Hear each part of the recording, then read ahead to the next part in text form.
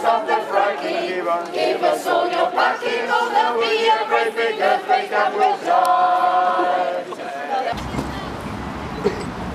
As you know, this march today is mainly directed towards heads of state. Stay with us. This is just the start of a number of events. You will know that there's a major climate conference in Peru this December, and there's a major conference in Paris in 2015. A few words from David Golding. David, perhaps you'd introduce yourself. Okay, I'm a regional voluntary representative for the Christian agency Tear Fund, which has been one of the leaders in terms of the aid agencies for action against climate change. You're all still too far away, by the way, and I won't continue unless you get closer. Call to action on global poverty and climate change. And I see some of our supporters here as well, so I'm very grateful for that. Now, I don't know whether you've noticed, over the past few days and weeks, there's been a lot of talk about promises. Have you heard all that stuff about promises? Yeah. And it's all to do with the Scots. Now, our leaders made promises to the people of Scotland, and since they've made them, there's been a lot of mutterings here in England as to whether they should have been made. I would simply say our representatives made them, and we should keep them.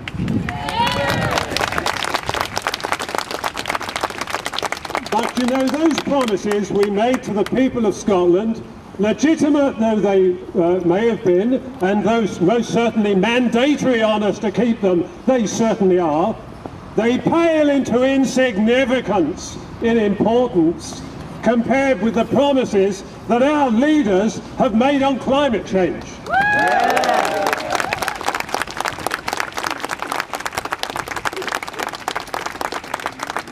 But I haven't seen much indication that they're making serious moves to keeping their promises.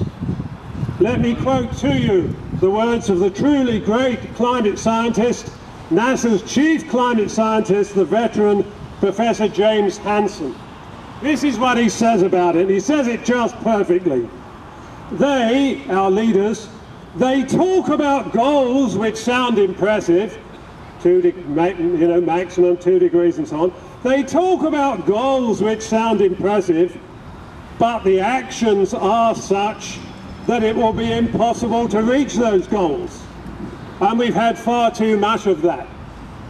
One of the best speeches I've ever heard on climate change addressed to our leaders was by a person at the age of some of you young people. It's great to see so many of the younger generation here today. Thanks for turning up. Usually when I give a speech, it's all people older than myself. But so really thanks for that. But this was a person of your age, and they were addressing the world leaders at the UN Climate Conference in Durban in South Africa in 2011.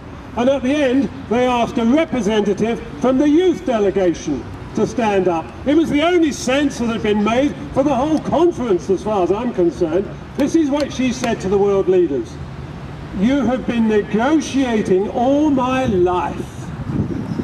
Now, she was about 16, I suppose. She said, you have been negotiating all my life. And how much have we got that's concrete as a result of it?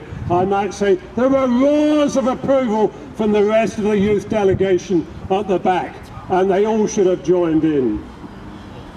So yes, we've been disappointed.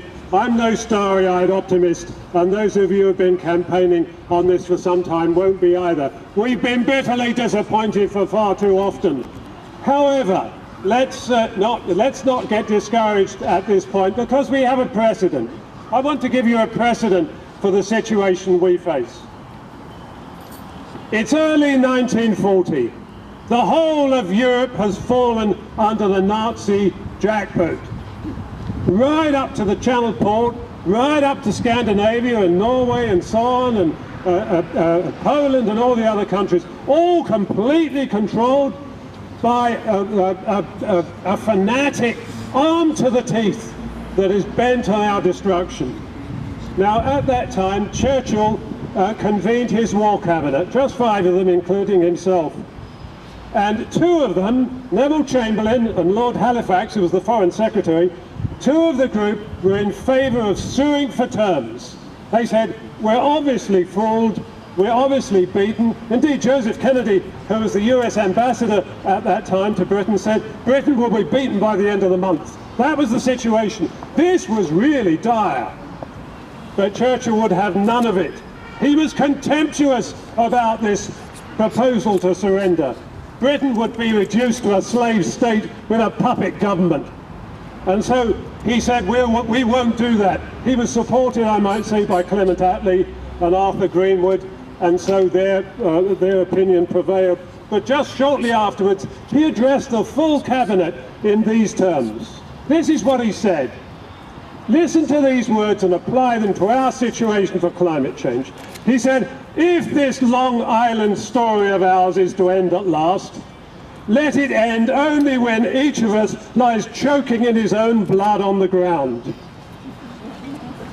There was a pause, then a great roar, and many of them were in tears, and we went forward together. Now I want to suggest to you that if he'd been here today, and if he'd been inspired by the same spirit, I don't know whether he would have been, but if he had been, this is what he would have said. If this long human story of ours is to descend into chaos and climate collapse, let that not be marked by our supine complicity and meek acquiescence.